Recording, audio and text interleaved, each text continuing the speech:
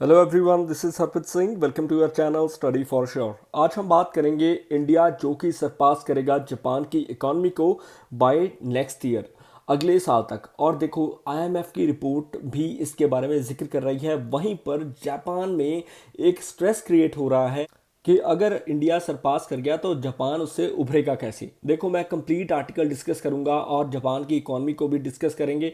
उससे पहले छोटी सी रिक्वेस्ट है, प्लीज़ हमें सब्सक्राइब, लाइक और शेयर एंड डू कमेंट। अभी के लिए जापान आपको पता है बहुत ही खूबसूरत एक देश है और आर्किपेलागो है, जो साउथ ईस्ट एशियन नेशन में आता है, पैसिफिक कंट्री रीजन में आता है। और मेन अगर आप बात करें तो जापान एक ऐसी जगह में पड़ता है जहाँ पर बहुत ज़्यादा भूकंप आते हैं। राइट, आप सभी जानते होंगे। अर्थक्वेक प्रोन एरिया है, जो कि पैसिफिक रिम वाला एरिया है।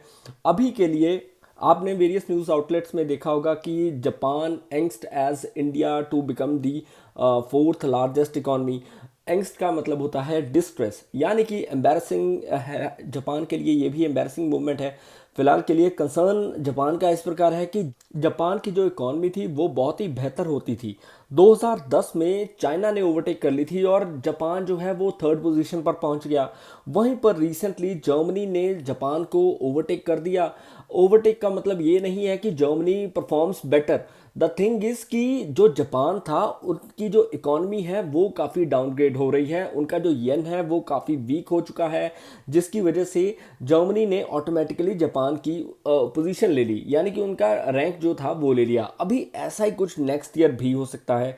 द रीज़न बीइंग हमारा कुछ सेक्टर्स हैं वो काफ़ी बेहतरीन चल रहे हैं, जैसे कि स्टील हो गया, सीमेंट हो गया, ऑटोमोबाइल इंडस्ट्री हो गया।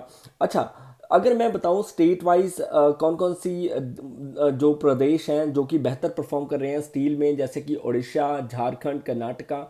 सो इन चीज़ों को थोड़ा सा याद रखना। टॉप में उड़ीसा आता है। अभी के लिए India surpasses Japan to become third largest auto manufacturer. आपने ये भी न्यूज़ सुनी होगी, रिसेंटली मैंने कवर की थी, जहां पर मैंने बताया कि ये चीज़ें हुई। और देखो, अमिताभ कांत जो कि G20 के शेरपा रहे हैं, उन्होंने भी इन चीज़ के बारे में बोला था कि अभी के लिए हमारी जो इकॉनमी है वो बेटर परफॉर्म कर रही है, क्योंकि वन ऑफ द लार्जेस्ट और इमर्जिंग इकॉनमी है।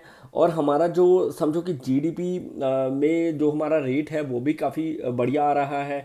नॉमिनल जीडीपी की टर्म्स कंडीशन में देखें तो हम बेहतरीन ढंग से मूव कर रहे हैं। जीडीपी आपको पता है कि एक साल में जो भी हम प्रोड्यूस करते हैं या जो भी हमारे प्रोडक्ट्स होते हैं, सो उसको मिलाकर ग्रॉस डोमेस्टिक प्रोडक्ट बोल दिया जाता है, उसके हिसाब से कैलकुलेट किया जाता है। इसके प्रॉस भी होते हैं, कॉन्स भी होते हैं, एडवांटेजेस भी हैं, डिसएडवांटेजेस भी हैं। फिलहाल के लिए नॉमिनल जीडीपी की अगर हम बात करें तो ये मार्केट प्राइस पर होती है, यानी कि करंट प्राइस पर।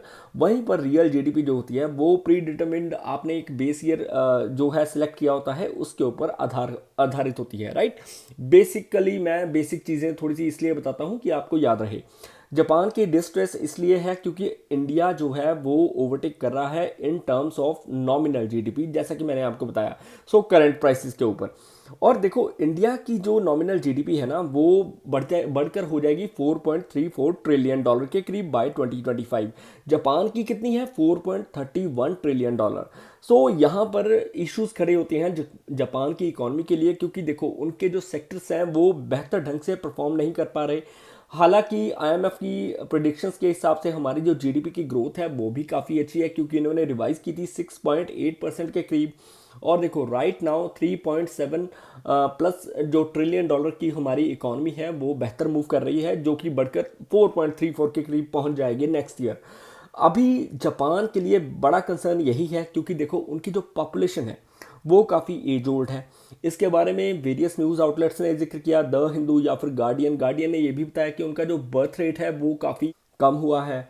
वेल एक्चुअली, अगर मैं मार्टिन शूल्स की बात करूं, जो कि एक चीफ पॉलिसी इकोनॉमिस्ट हैं Fujitsu global market intelligence unit के, इन्होंने ओपनली कहा है कि जापान को कई चीज़ों पर काम करना होगा। लाइकवाइज जैसे एबेनॉमिक्स पर काम कर सकते हैं, क्योंकि इनका जो नेशन है वो ये चीज़ें फेस कर रहा है। और शिंजो एबे ने 2012 में इन चीज़ों पर काम करना स्टार्ट कर दिया था, जब ये थ्री एरोज ऑफ पॉलिसी लेकर आए, जिसमें मॉनेटरी जो ईजिंग है पॉलिसी वो बैंक ऑफ जापान के द्वारा लाई गई। इसमें काफ़ी सक्सेस मिली। वहीं पर फिस्कल स्टिमुलस जो कि गवर्नमेंट देती है वो भी काफ़ी सक्सेस रहा।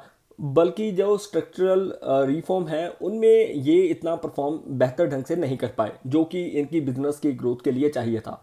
अभी कंसर्न्स यही है कि एजिंग पॉपुलेशन, बढ़ते हुए जापान की जो पॉपुलेशन है वो काफ़ी ईस्ट है। वहाँ पर आपको अप्रॉक्सीमेटली एक इलाका ऐसा है ओकिनावा करके जो कि ब्लू जोन में आता है, जहाँ पर लोगों की एज जो है वो काफ़ी ज़्यादा है और समझो कि मैक्सिमम लोग जो हैं वो 90-100 के करीब होते ही हैं।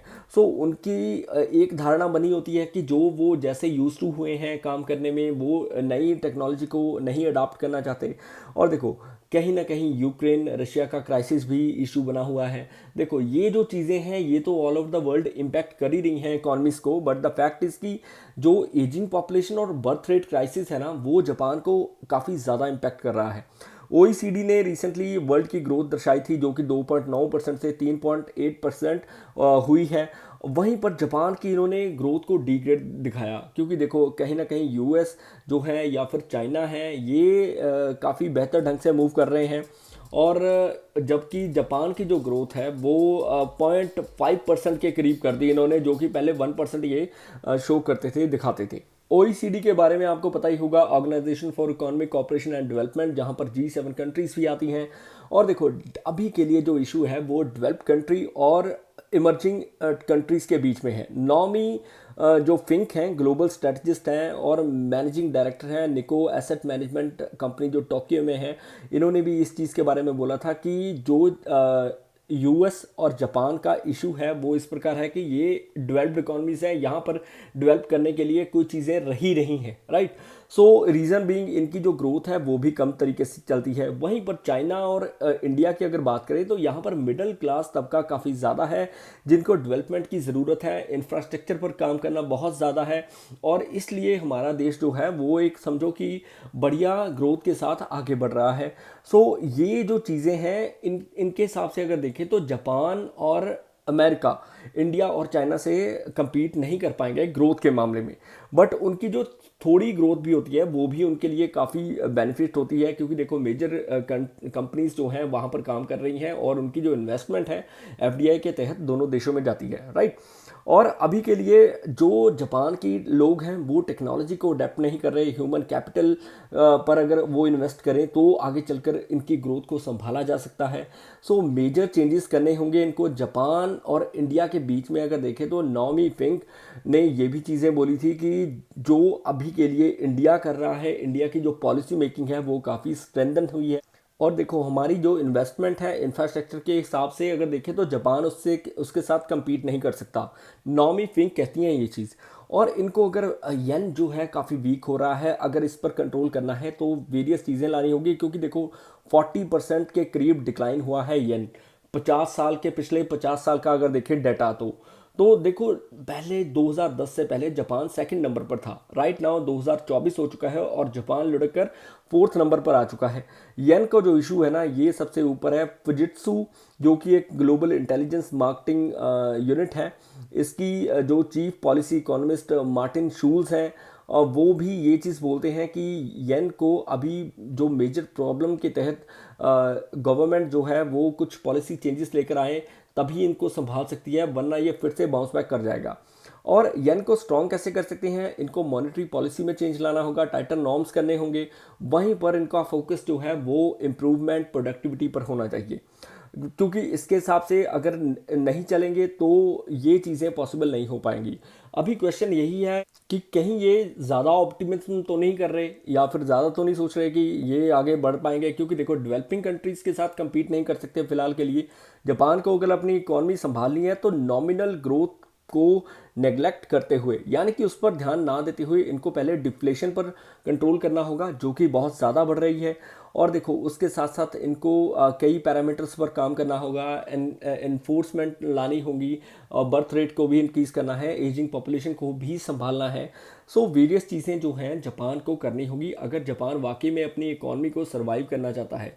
राइट नाउ इशू इज़ कि नेक्स्ट ईयर में भी इंडिया जो है जापान को इजीली सरपास कर पाएगा जीडीपी के मामले में, नॉमिनल जीडीपी के आधार पर। सो ये था आज का आर्टिकल। आई होप आपको पसंद आया होगा। किसी प्रकार की भूल होगी हो तो मैं क्षमा चाहूँगा। Please like, subscribe, share and do comment. May you have a successful day. Had जय हिंद।